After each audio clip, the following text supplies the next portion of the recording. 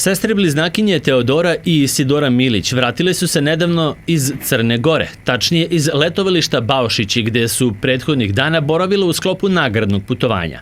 Ovo su pravo ostvarile kao pobednice likovnog konkursa Crvenog krsta Krv život znači. Na letovanju su se provele odlično, stekle nove prijatelje i znanje jer su pohađale radionice i predavanja. Naravno, obradovali smo se jako i naši roditelji isto i nismo mogli da verujemo i zvali smo više puta da proverimo da li smo to baš nas dve, da nije došlo do neke zabune.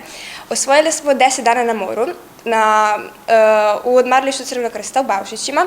Bilo je stvarno lepo, mi vaspitači, volonteri, naš vaspitač je stvarno bio najbolji, pozdrav za Milana, vaspitača, stvarno se brinu o nama kao da smo njegova deca. I uvek nam izlazio u susret što god da nam je trebalo, za svaku sitnicu, za svaki problem, stvarno je sve to rešavao s nama, bio tu za nas. Volonteri su isto bili super, imali smo i razne večernje neke aktivnosti i tu smo se bolje upoznali sa svima. Iz Paraćinskog Crvenog krsta ponosni su na sestre Milić, koje su tek pre nekoliko meseci postale volonterke ove humanitarne organizacije. Izuzetno smo ponosni i zahvalni njima što su učestvovali na ovom konkursu i predstavljaju našu organizaciju. Posebno je bitno što će taj njihov rad da se nađe u budućnosti na nekom od plakata koju promoviše dobrovoljno davanje krvi i tako da će trajno biti zabeležen u Crvenom krstu. Kamp u letovalištu Baušići okupuje mnogo dece iz svih krajeva Srbije, a tokom 10 dana organizovano je mnoštvo radionica i edukativnih predavanja, koje su posećivale sestre Milić, kaže jedna od njih, Teodora. Bilo je stvarno raznih uzrasta, bilo je male dece, pa sve do srednjoškolaca, neki koji su bili punoletni.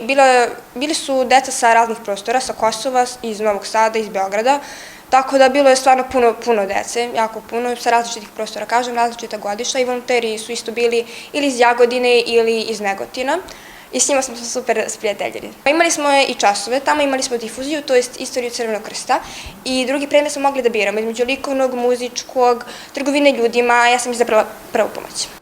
Crveni krst Paraćin tradicionalno svake godine učestvuje na konkursu Krv život znači, a nakon nekoliko priznanja za drugo i treće mesto, ovo je prvi put da neko od učenika iz naše sredine osvoji najznačajnije priznanje. Dopis za učestvovanje u samom konkursu šaljemo svim osnovnim i srednjim školama.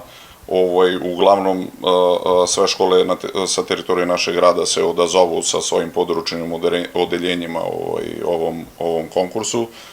Kod srednjih škola malo je manje interesovanje, tako da je ove godine pristiglo oko 200 što likovnih, što literalnih radova na adresu Crvenog krsta Paraćin, gde smo mi sa našim stručnim saradnicima odabrali, da kažemo, po našem mišljenju najbolje i poslali u Beograd Crvenom krstu, gde su među skoro 14.000 pristiglih radova iz cele zemlje, a to mi smo napravili taj uspeh, to jest